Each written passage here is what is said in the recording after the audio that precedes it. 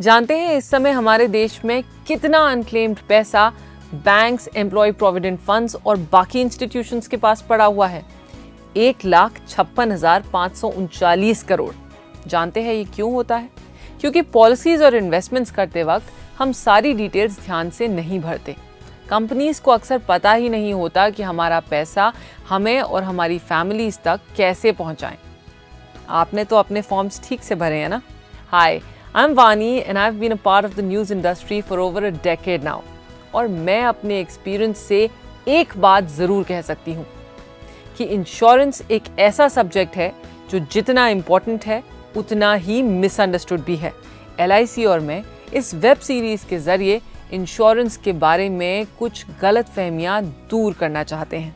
तो चलिए शुरुआत करते हैं। आज की टिप है नॉमिनेशन पर। पहले समझते हैं कि नॉमिनीज होते कौन हैं। लीगल टर्म्स की अगर बात की जाए तो नॉमिनी वो होता है जो आपके दुनिया में ना रहने पर बैंक या इंश्योरेंस कंपनी से पैसा लेकर कंपनीज को लीगल डिस्चार्ज देता है। आमतौर पर हम अपने फैमिली मेंबर्स को ही नॉमिनेट करते हैं, जो यूजुअली आपके प्रॉपर्टी के लीगल हेयर या वारिस भी होते हैं। ये ध्यान रखना ज़रूरी है कि किसी का नॉमिनी होना उन्हें आपका लीगल हेयर या वारिस नहीं बनाता। लीगल हेयर या वारिस के लिए विल होना ज़रूरी है, लेकिन उसे हम दूसरी टिप में कवर करेंगे। कितनी कहानियाँ सुनी होंगी आपने जहाँ किसी ट्रेजेडी की स्ट्रेस के साथ परिवार की ज़िंदगी में आते हैं CAs, लॉयर्स, एजेंट्स। क्यों? क्योंकि फैमिली में किसी को पता ही नहीं होता कि क्या इन्वेस्टमेंट्स किए गए हैं, क्या पॉलिसीज़ हैं, कैसे क्लेम करें, किससे मिलें।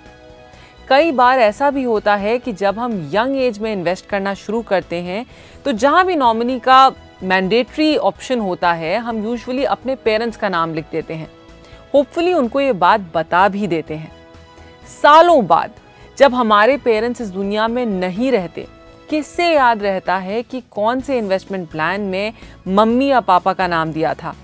और एड्रेसेस और फ़ोन नंबर्स तो हम वैसे ही कितने बार अपडेट करते हैं, कितने बार बदल चुके होते हैं। किसके पास टाइम है बार बार अपडेट करने का? अगर ये बातें आपको कहीं जानी पहचानी लग रही हैं तो समझ लीजिए कि इस वीडियो ने अपना काम कर दिया। आपकी मेहनत की कमाई जो आपने सोच समझ के इन्वेस्ट की है, क्या सच में आपकी फैमिली के काम आ पाएगी? अगर थोड़ा भी डाउट है तो सबसे पहले एक लिस्ट बनाइए। जितने भी इन्वेस्टमेंट याद आ रहे हैं उनसे शुरुआत कीजिए। अपने एजेंट्स को फ़ोन लगाना शुरू कीजिए और सब जगह अपने नॉमिनीज और अपनी और उनकी कॉन्टैक्ट इन्फॉर्मेशन अपडेट कीजिए। थोड़ी मेहनत ज़रूर लगेगी, लेकिन ये ज़रूरी है। इसके बाद अपने नॉमिनीज और उनके वारिसों से इन इन्वेस्टमेंट्स के बारे में बात कीजिए। ये याद रखिए कि policy numbers, customer IDs, reference numbers, इन सब चीज़ों के बिना आपकी फैमिली के लिए पैसे क्लेम करना बहुत ही मुश्किल होगा। कुछ ऑर्गेनाइजेशंस हैं जैसे कि LIC, जो आपके साथ बैठ के आपके केस की सारी फाइल्स ढूंढ निकालते हैं और आपकी पूरी मदद करते हैं, even if you lose your policy number और अदर पॉलिसी डिटेल्स। स्पेशली अगर आपने LIC एजेंट से पॉलिसी खरीदी है तो वो आमतौर पर सभी ग्राहकों के पॉलिसी रिकॉर्ड्स मेंटेन करते हैं आपकी सुविधा के लिए।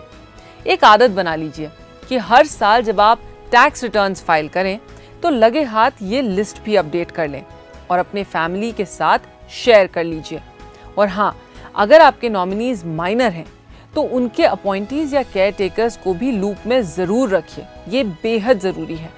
आपकी मेहनत को वैल्यू करें। हम क्यों कमाते हैं?